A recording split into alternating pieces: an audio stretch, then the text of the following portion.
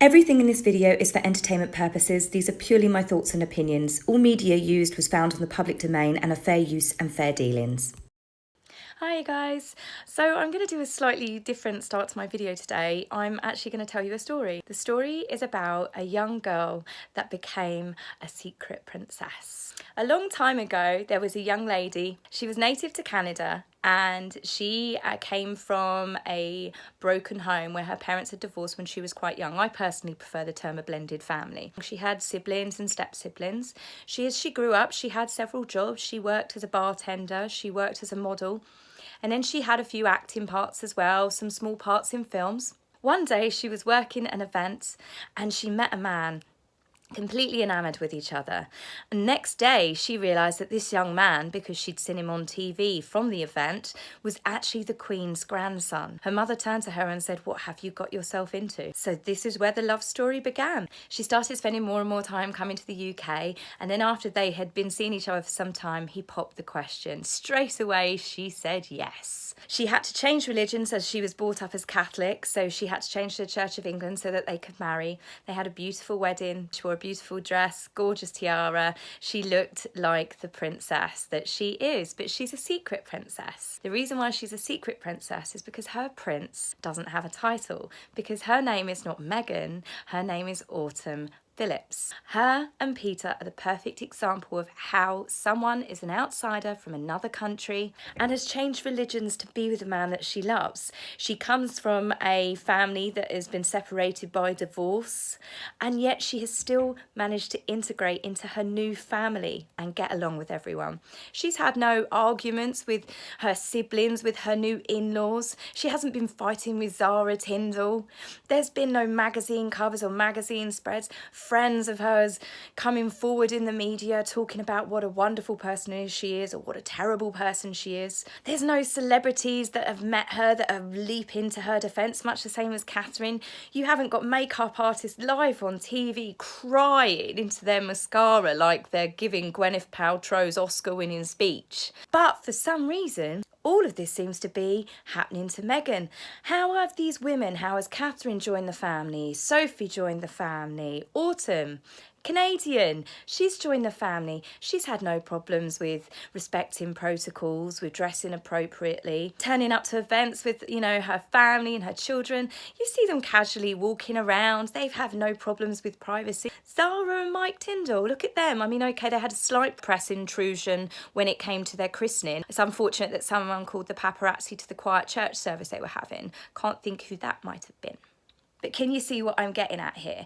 It seems to be that Harry and Meghan talk about privacy, privacy, privacy, yet all they've done is court the media ever since they've come onto the scene together as a couple. The moment his girlfriend at the time started posting Instagram, doing hints with bracelets, the Panama hats, the spooning bananas, she was encouraging attention. Meghan knows how to play the media. She's been an actress. Meghan is also a social media addict. Her blog, The Tig, she knows how to get followers. She knows how to make a fake story up over just planting a few tiny little tidbits and stuff. She knows how to manipulate the media. Catherine has had grief in the media. Fergie's had grief. The York sisters, the York princesses, have had grief. They've had horrible things written about them. They've had really mean stories written about them.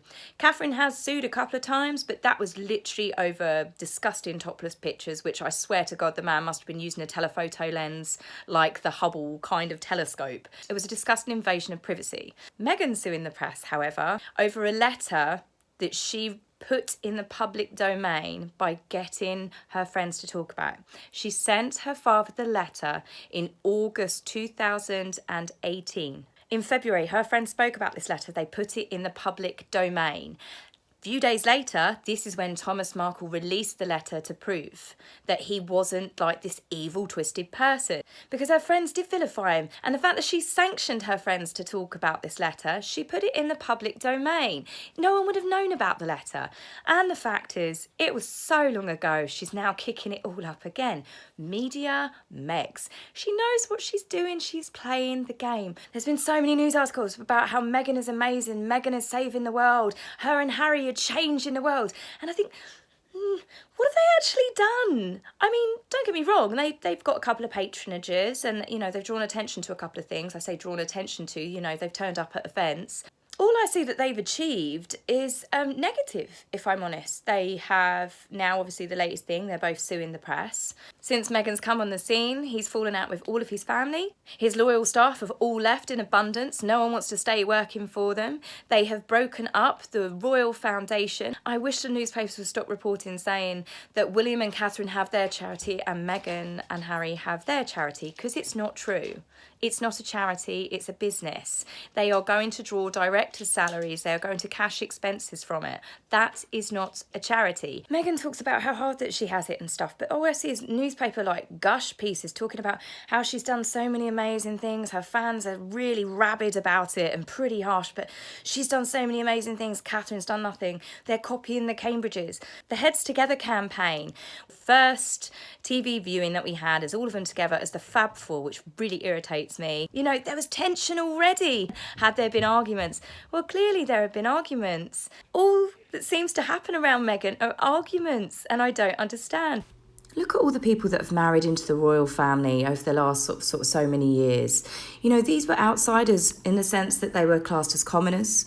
They were not from aristocracy. They have had to learn protocol. They have had to learn how to behave. They've had to take all of this on board to marry the person that they love. There has never been any drama surrounding these marriages. Not the amount of scandals, not the amount of media onslaught stories, PR puff pieces, celebrities screaming out the woodworks to protect their honour and defend them. So you've got to start looking at the picture of why is this happening? Why is there so much drama? Even the wedding, Harry and Meghan's wedding, where did it differ from all of these other ones? There were demands for tiaras, what Meghan wants, Meghan gets, to the point the Queen had to intervene. There's been stories of Meghan arguing with the Queen's staff over eggs being in dishes to the point the Queen had to intervene. Is there not one part of you that would be embarrassed at this point? Then, of course, you've got complaints that the church was too musty, she wanted air fresheners. This all made media coverage. Sophie doesn't behave this way, Catherine doesn't behave this way, Autumn doesn't behave this way. The York princesses don't behave this way, Fergie doesn't behave this way. I'm not saying they're all saints, but there has been so much drama surrounding these two. People are just like, oh, God, again, what now? You pick up the newspapers and it's just something else. The Markle debacle, everything to do with her father, it's like everything's been encouraged. All Harry had to do was a quick Google search on Meghan's relationship with her father. On her social media account, 2016, November, Thanksgiving, she's quite clearly there. It says that she's there with both her parents. So as soon as she meets Harry, she has ditched him. She drops everyone around her like hot rocks, and I believe it's because she wanted to sell this kind of orphan Annie routine. If her family was there, she couldn't have had the big dramatic, oh, look at her, she's all by herself, oh, look, no one's walking her down the aisle, oh, she's such a feminist, oh, wait, Charles is going to walk her down part way. Then you've got the drama surrounding the pregnancy. Meghan drew so much attention to her pregnancy. The side eye to the photographers to work out where they are, to make sure she stood at the right angle, to flip the coat open so her bump could be seen, so she got the best shots. This was the duration of the pregnancy. Then you had the drama surrounding the birth. They weren't going to use the royal doctors. They didn't want to have the hospital. All the PR pieces were coming out. She didn't want to degrade herself by standing on the steps and having to be like a Stepford wife. You know, no digs at Kate there. There was no due date. They didn't want to tell us the time that they had the baby. There was no official announcement until hours later, which was all mixed up by the press. They had the royal reporters running around like headless chickens. And the whole thing was, if they wanted privacy, stop creating drama. Everything they're doing is like reverse psychology. They're like, oh, we're going to do everything completely differently. And then when people start asking questions, we're like, nope, privacy. When Archie was born, it was, no, you can't see him. We want privacy for him. Okay, they want privacy for him. Instagram snippet, here's a picture of his head. Instagram picture, here's a picture of his foot. You want privacy or you don't want privacy? Putting your child on social media is not the same, is it? It's that hypocrisy again. Maternity leave. Meghan wanted privacy. She wanted to be left alone. She didn't want newspaper articles written about her. Yet anytime Harry went and popped up to something slightly glamorous, up she'd pop like a jack in the box. Meghan was there. She could come off maternity leave for that. But if it was anything official, there was memorial services, the President of the United States of America came, and she deliberately sat that out, and Harry had a face like thunder. Of course, that drew maximum attention, but all for the negative reasons. Today, the best one, Kim Kardashian. They're changing the world. Are they? What are they doing, Kim? Please say what they're doing. Please tell me. Will all these people start telling me what they're doing? They're shining a light onto certain subjects. Well, all of the royals are doing that. When you see Catherine, when you see Sophie, when you see the Princess Royal, it's about the charity. They draw attention to it. Every single time Meghan is doing an appearance now, Meghan's giving a speech. Of course she is. Then Harry gives a speech. It sounds like Meghan giving a speech just with Harry's voice. Harry's just done this big lawsuit. They're always talking about they want privacy. They don't want to draw media attention. They're so sick of the onslaught of all the media articles about them. And they're so sick of the public talking about them. This isn't North Korea. This isn't a dictatorship. You can't control the media or the public opinion. You can't behave how you want and expect no criticism. So Catherine had an official visit today to the Natural History Museum. It was for the Angela Marmont Centre, which is to do with protecting wildlife. So what happens?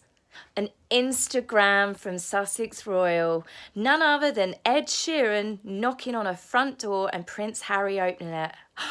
Catherine's first single visit for a while, and then they do this. They cannot help themselves. So I don't feel sorry for them. I don't understand why they accepted the titles. Harry has never wanted to be a full-time working royal. And now that he's a full-time working royal, he's breaching every protocol possible. He's dropping absolute clangers every time we see him, every time he speaks. He's now gone really political, very woke, declared himself a feminist. They're talking about openly stuff that royals are not meant to do. They are meant to be neutral. Everything they seem to do is about promoting brand Sussex. The Sussexes deliberately draw media attention to themselves. It is the ultimate hypocritical thing that they do. I just think that they've reached a crossroads now. If they don't want to behave like the rest of the royals and they want to do everything their way, then they need to step down. Do it your way. Don't take taxpayers' money. We like the way the royal family works. I love the way Catherine and William work. I didn't want anyone breaking traditions and breaking the moulds. I don't want to hear about celebrities from all around the world constantly defending these two. If they were genuine, they wouldn't need defending all the time. So guys, that's it for me today. Please leave me a message, tell me what you think, and a big thank you to everyone that did donate to my Buy Me a Coffee link, which is on my About page if anyone wishes to do that in the future. So thank you very much, and I will speak to you very soon.